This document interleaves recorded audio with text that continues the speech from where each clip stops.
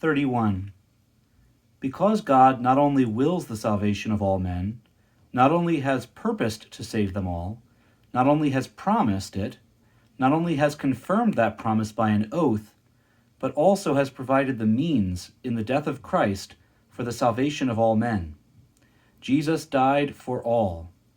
He gave himself a ransom for all to be testified in due time. 1 Timothy 2, verse 6. But we see Jesus, who was made a little lower than the angels, for the suffering of death, crowned with glory and honor, that he, by the grace of God, should taste death for every man. Hebrews 2, verse 9. And he is the propitiation for our sins, and not for ours only, but also for the sins of the whole world.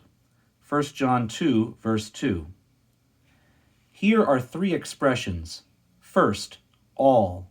Second, every man. Third, the whole world. It seems as though the sacred writers took the utmost care to guard against being misunderstood in this important particular.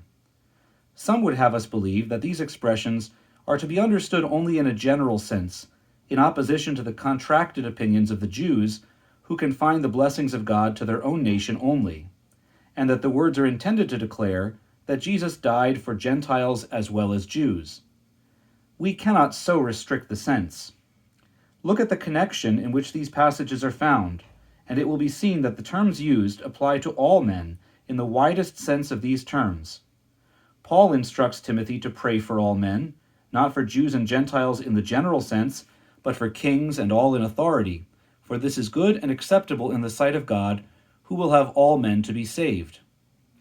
So John says, if any man sin, we have an advocate with the Father.